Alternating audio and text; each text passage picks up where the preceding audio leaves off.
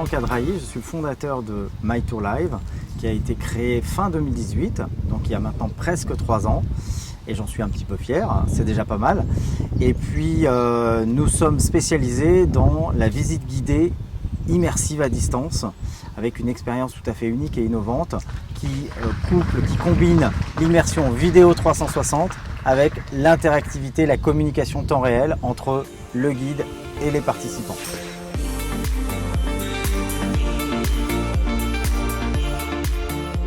Tout à fait. Alors après quelques mois, le temps pour un certain nombre d'institutions de digérer un petit peu les premiers mois de confinement, effectivement, ces dernières ont eu besoin de s'équiper de systèmes de visite à distance, notamment dans le domaine culturel, puisqu'ils étaient complètement bloqués et donc fermés à leur public. Ils ont cherché des solutions pour s'adresser à eux, pour leur proposer des expériences, des activités à distance. Et donc c'est là que nous avons tiré notre épingle du jeu, puisqu'on arrivait avec une solution tout à fait innovante, encore une fois en vidéo 360, donc qui restitue le plus près possible la sensation de visite qu'on a dans les couloirs d'une exposition ou d'un musée.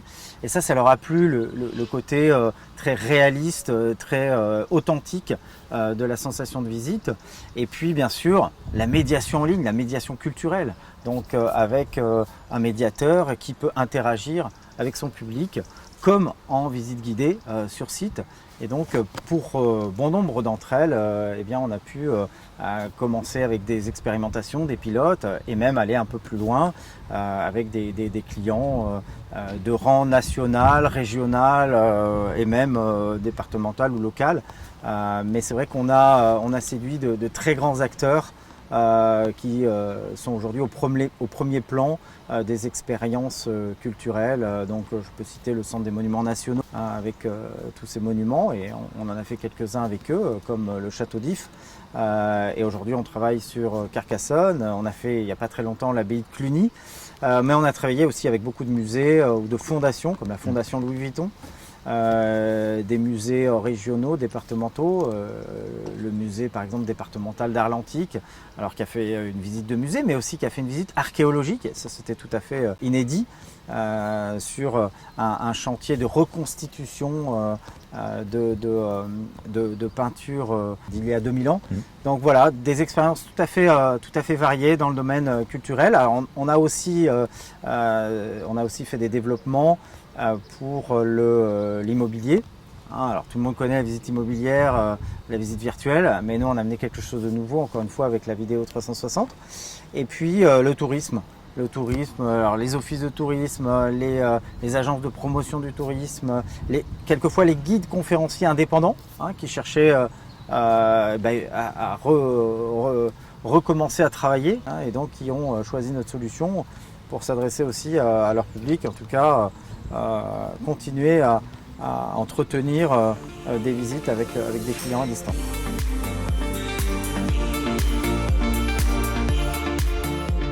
Ça fait une grosse année qu'on commercialise. On a fait la preuve de concept, alors notamment dans le domaine culturel, mais pas que. Et donc maintenant, on a besoin d'accélérer. Je l'ai dit aussi, on a un leadership sur le plan technique et sur le plan de la solution. Il faut garder cette avance.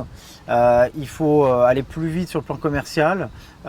Et puis, il faut aussi étoffer l'équipe de profils plus seniors aussi, de profils confirmés, qui vont être plus chers forcément et qui nécessitent plus de ressources.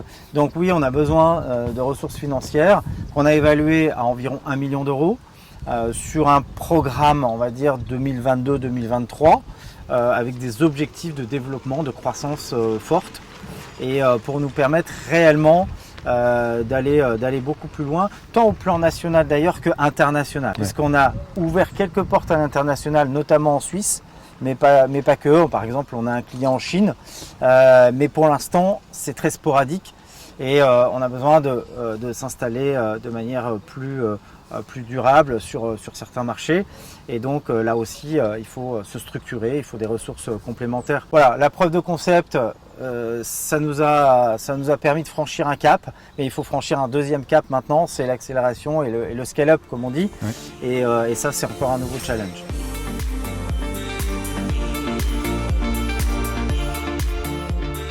Alors une journée très récréative avec des partenaires super sympathiques dans un cadre absolument merveilleux. Je connaissais pas du tout ce parcours, il a une vraie réputation et c'est pas galvaudé parce que effectivement c'est très très beau.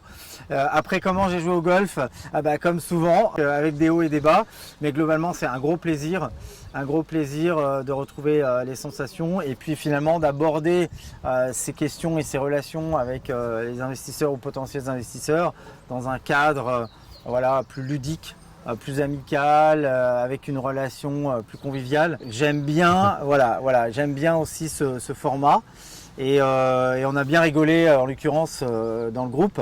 Et je trouve ça assez fun de le faire comme ça plutôt que souvent dans des cadres beaucoup plus conventionnels, dans le cadre de séminaires, de speed dating, etc. où c'est un petit peu plus stressant et c'est un peu moins agréable, on va dire ça comme ça.